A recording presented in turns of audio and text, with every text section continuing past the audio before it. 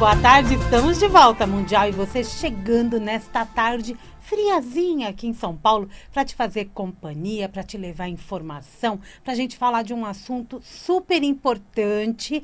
Para isso, eu estou recebendo aqui sempre boas entrevistas.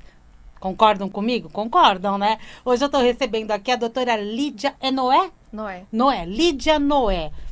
Tem acento, não tem acento? Tem Fiquei acento, na dúvida. tem Então tá acento, bom. é Lídia Muito Noé. bem-vinda, doutora Lídia. Muito obrigada.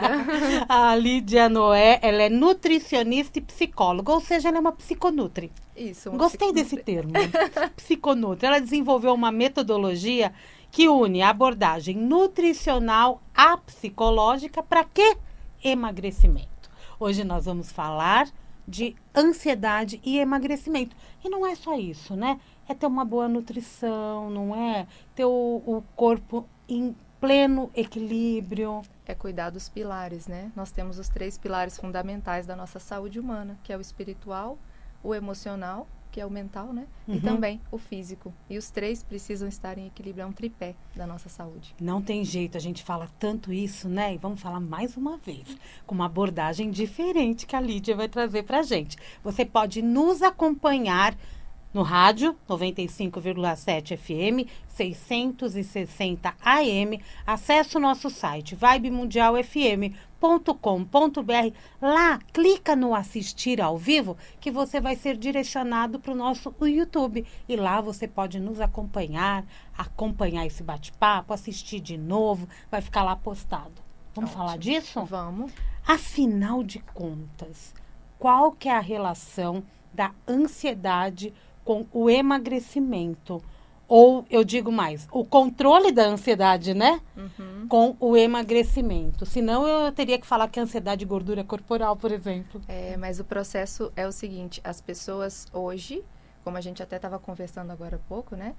O nosso emocional, ele está envolvido em absolutamente tudo. E não seria diferente quando se trata do processo de emagrecimento. Só que as pessoas querem tudo com muita urgência, querem para agora.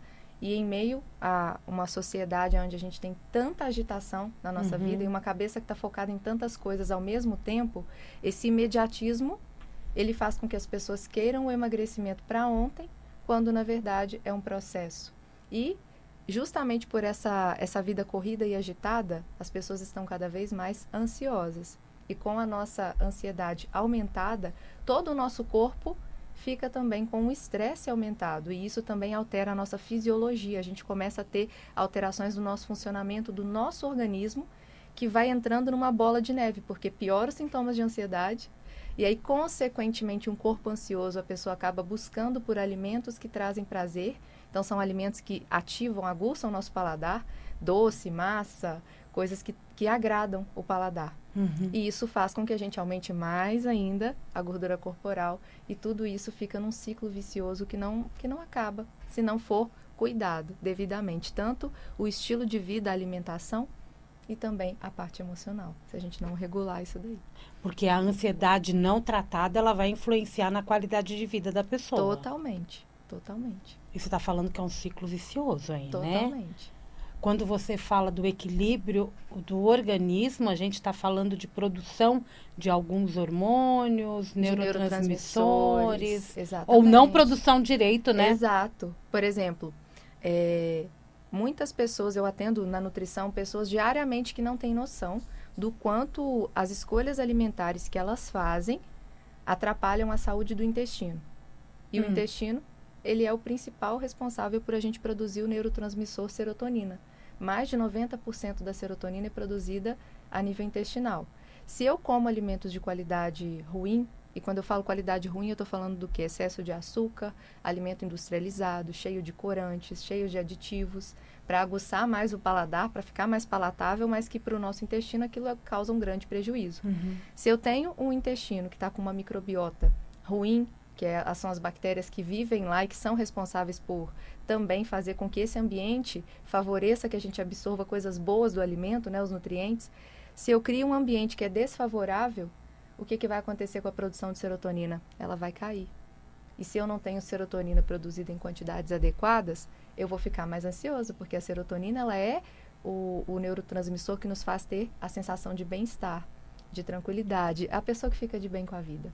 E ela tá de bem com a vida, ela não vai ficar atrás de coisinhas para comer ou Porque então ela já procurar está com a aquele produção pelo próprio organismo. O que faz as pessoas irem atrás também é isso, a baixa de serotonina, a baixa de dopamina, que também é o hormônio da felicidade. Uhum. Uma pessoa que está estressada, com várias coisas ao mesmo tempo na mente, com uma mente que está poluída de muita informação e já antecipando negativamente o que está por vir, preocupada, com medo. Essa pessoa busca uma compensação exatamente em alimentos que vão ajudar a produzir de imediato uma injeção de dopamina, de serotonina, e aí ela vai ficar o quê? Temporariamente, que bom. Daí a pouco vem o quê? Culpa, arrependimento. Por que eu comi tudo isso? Eu não precisava ter comido essa barra de chocolate inteira. E aí continua. Entende que é um ciclo? É um ciclo. É um ciclo. E ele não tem fim. Porque toda hora você vai continuar tendo fatores estressantes na sua vida. Você vai continuar tendo a sua mente, que depende dela estar bem cuidada para você ter minimamente um controle, um autodomínio sobre o que você vai fazer, sobre as escolhas que você vai ter. Se isso não acontece, não tem fim. Você está sempre dependente novamente desse tipo de alimento. E aí você se frustra pelo excesso, pelo como você vai ver no seu corpo ficando, e se frustra porque parece impossível emagrecer. E a culpa não é do metabolismo. Não, você está causando essa alteração no seu metabolismo, mas que é possível de modificar. É perfeitamente possível. Aí você criou uma metodologia Sim. de trabalho com as suas 2 graduações. Exato. A partir do momento que você começou a avaliar, primeiro você fez nutrição, né? Isso. Mas já fiz Como em seguida. Terminando a nutrição, eu já fiz o vestibular para começar. Você já sabia que você queria Já as sabia, 2. desde a adolescência já era o meu sonho profissional que eu fizesse as 2 áreas e atuasse como eu atuo hoje. Que bom, como psiconutri. Como psicóloga. E quando que você olhou e falou, essas 2 áreas, elas se casam de verdade e eu vou começar a trabalhar desta forma?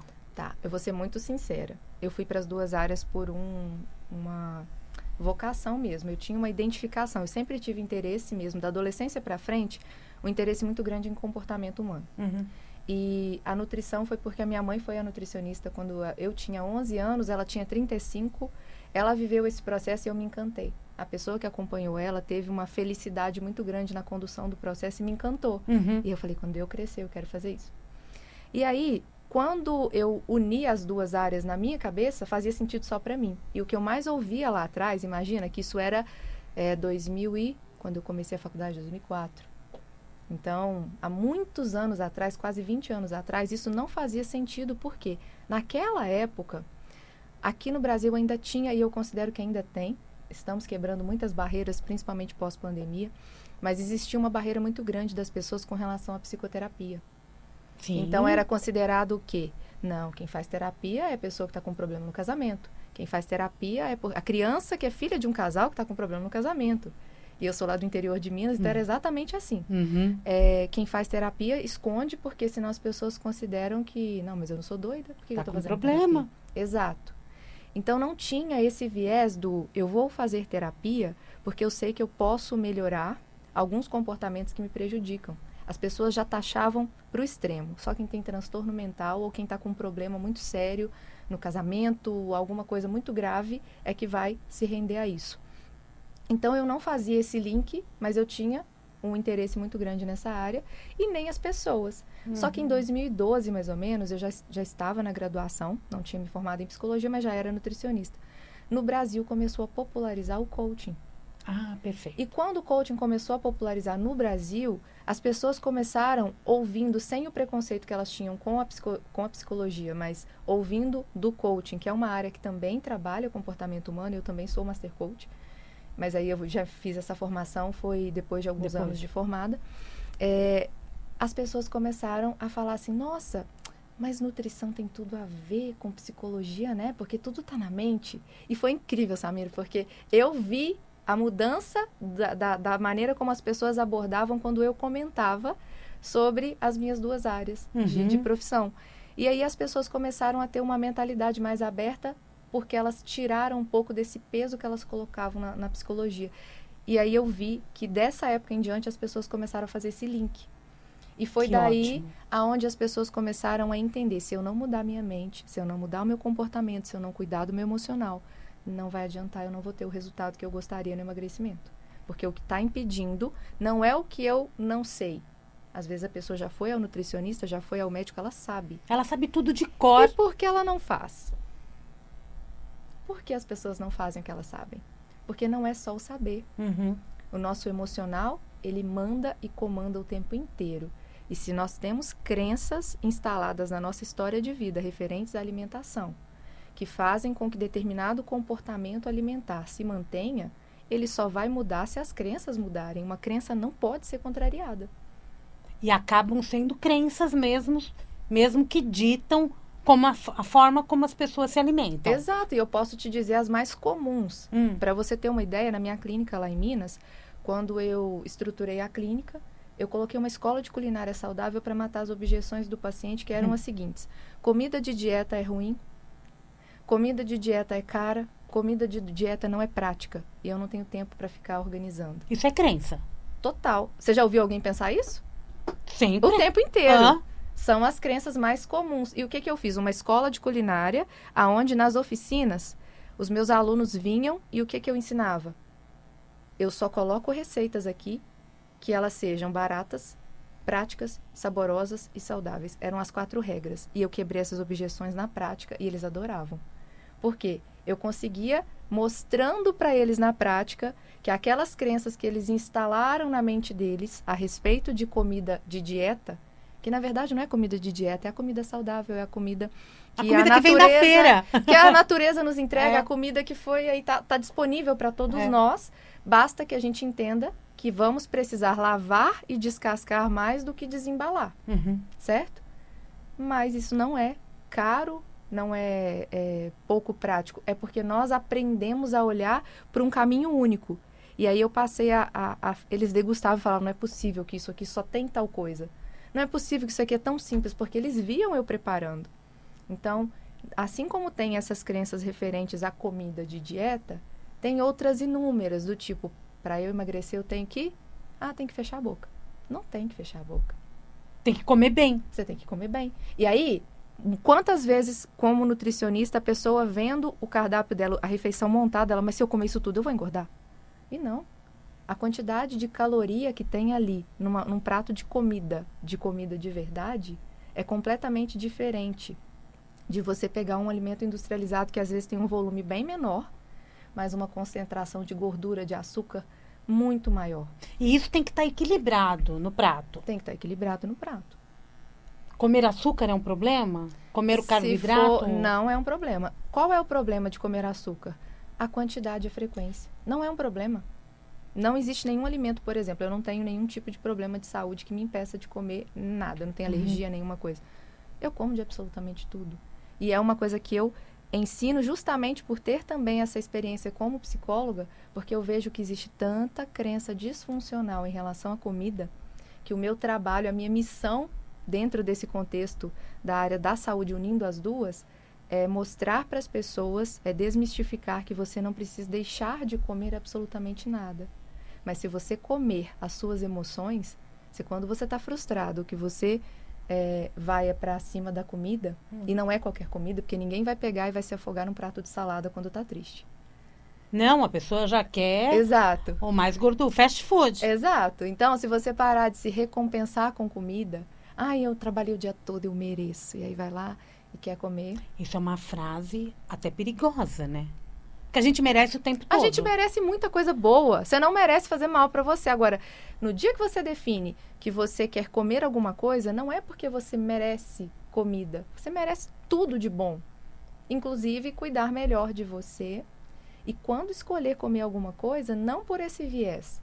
Porque você tem a liberdade. É o que eu ensino para o paciente, a ter a liberdade de escolher comer o que ele desejar. Sem que depois que ele terminou, ele fale assim, nossa, mas eu não devia ter comido isso. E ficar culpado. Provar um prato novo, não é? Vai viajar, prove a comida local, você precisa. Eu estava com alguns pacientes agora na Itália. Eu sou o tipo de profissional que o paciente me marca brincando assim, não veja isso, Nutri. Mas eles me marcam por quê? Porque sabem que o que eu ensino para eles é a liberdade. Eu não ensino ninguém a ficar fabuloso, prisioneiro. né? É liberdade. Comer é livre. É livre.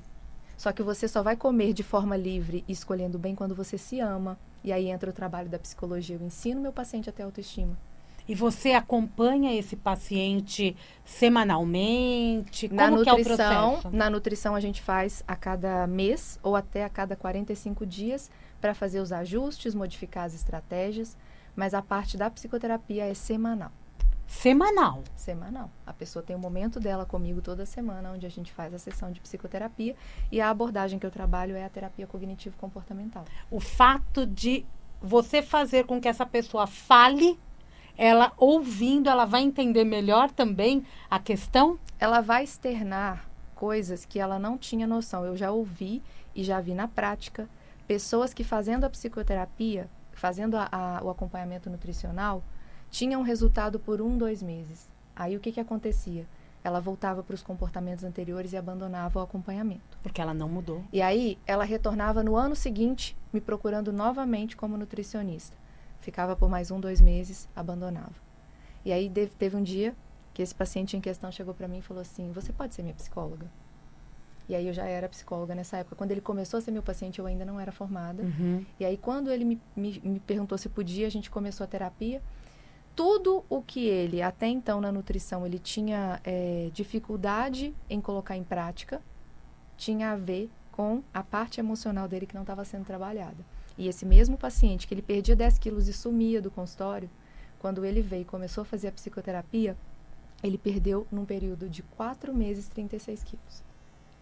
Mas nem foram os 10. Não, e ele era muito obeso, então, por isso dessa perda tão grande. Mas, Lídia, o que você fez? Do dia que ele começou a fazer a psicoterapia para frente, da parte nutricional, nada. Porque a gente não, eu falei com ele, nós não vamos nesse momento, porque você já é meu paciente, a gente já conversou, já fiz várias prescrições e você só não efetivou elas. E ele gostava de se exercitar, então favoreceu muito, porque ele já se exercitava, só que a hiperalimentação, né, comia muito mais, ao ponto de nunca deixar que o emagrecimento persistisse. Fora que também tem gente que aí você pode até confirmar para mim.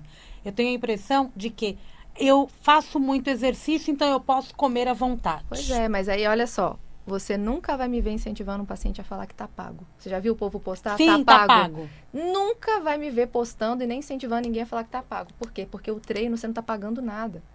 O treino, ele faz parte do processo de autoestima. Autoestima não é olhar na frente do espelho e falar assim, nossa, como eu tô linda, nossa, como eu me gosto. Autoestima é um processo diário.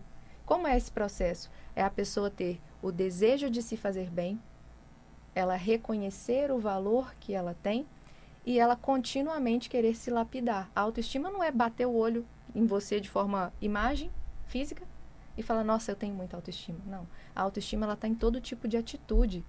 Na escolha alimentar, na hora que eu levanto da cama, a motivação pela qual eu levanto.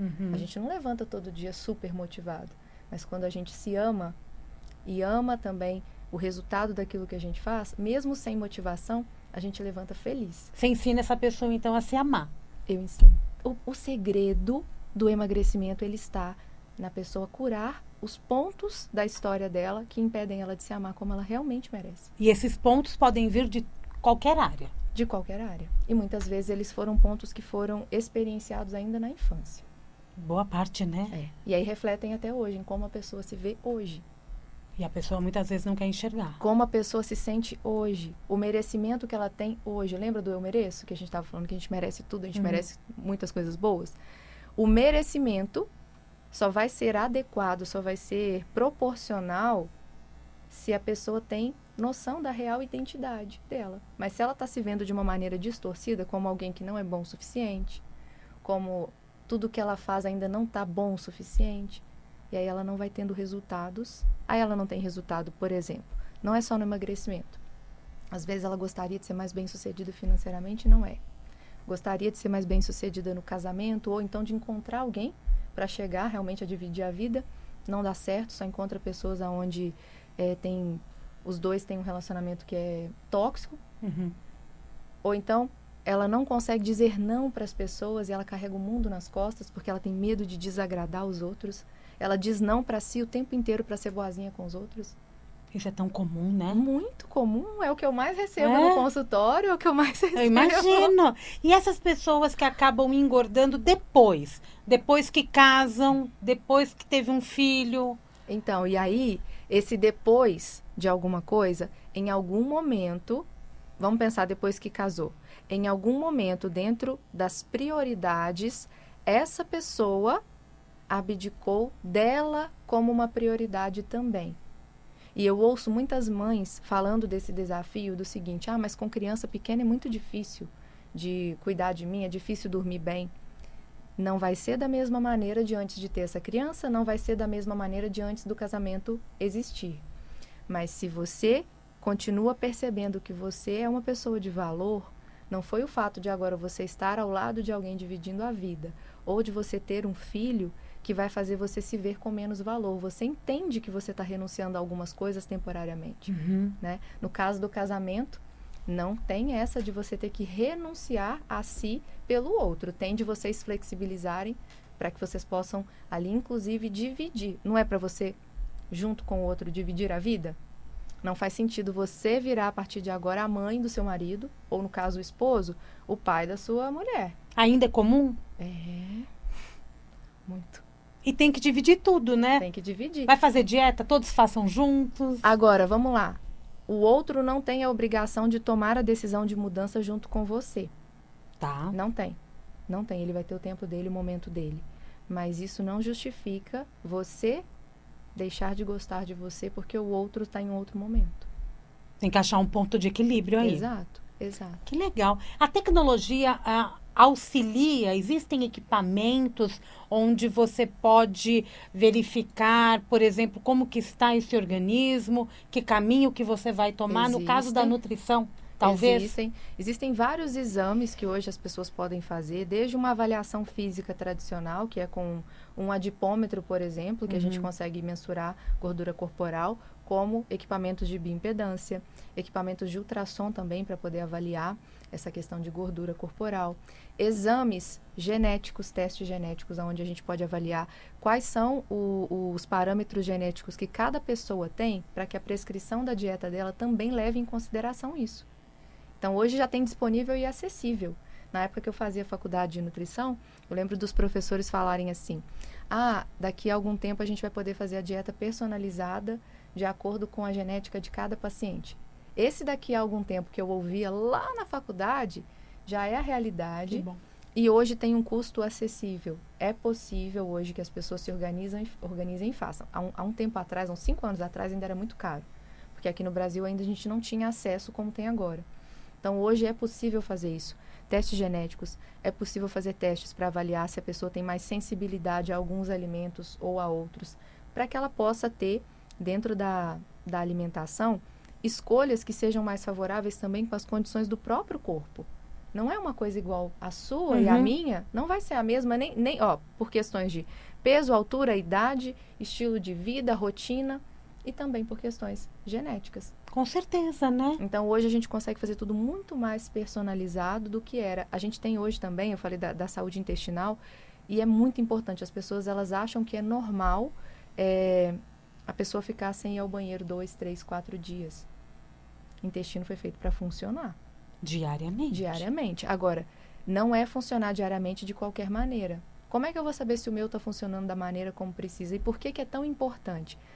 Como a gente falou, o funcionamento do nosso intestino também tem a ver com a produção desses neurotransmissores que fazem com que a gente se sinta bem, que a gente sinta menos ansiedade, que a gente se sinta mais de bem com a vida. O termo enfesado, ele não é enfesado à toa. Enfesado, fezes, pessoa que está enfesada é a pessoa de mau humor, é a pessoa que tem baixa produção de serotonina, é a pessoa que não está tão de bem com a vida, certo?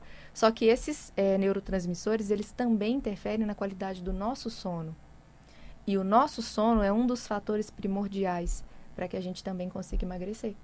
Uma pessoa que tem um sono de qualidade ruim, que dorme pouco, uma pessoa que quando ela dorme ronca muito, tem apneia do sono, essa pessoa também vai ter outras coisas que vão interferir. E o nosso intestino precisa ser visto, porque ele também tem total relação com essa nossa sensação, ao longo do dia, de bem-estar. Com essa nossa sensação de não estar... Imagina, sentada, a pessoa está com a sensação de estar toda estufada, ela fica desconfortável. Então, todo o cuidado com o intestino também tem a ver com o que o nutricionista vai conduzir ali com o paciente. Existem exames hoje que a gente avalia também essas bactérias que vivem no intestino, para avaliar se estão em crescimento maior, aquelas que são prejudiciais e que a gente vai precisar fazer um equilíbrio. E já tem muitos estudos que mostraram que o intestino de uma pessoa obesa, ele tem bactérias diferentes do intestino de uma pessoa que tem um peso saudável. Olha isso. Exato. E vamos equilibrar. Aí são os probióticos. Não só probióticos, prebióticos também, que são os alimentos que vão ajudar a nutrir essas bactérias. Ou seja, a alimentação é tudo, né? É tudo. Só que ela sozinha, sem o cuidado emocional... Não tem jeito. Não vamos comer mais emoções. Não vamos comer emoções. Não é? O programa tá terminando. Passa rápido, né? Passa rápido. Eu quero que você deixe para o nosso ouvinte os seus contatos, como que a pessoa pode te localizar e te seguir. Certo. Pode me localizar de várias maneiras. Pode me localizar tanto pelo Instagram, @LidiaNoé1, quanto também pelo canal do YouTube, que tem meu nome, Lídia Noé. Tem muito conteúdo lá.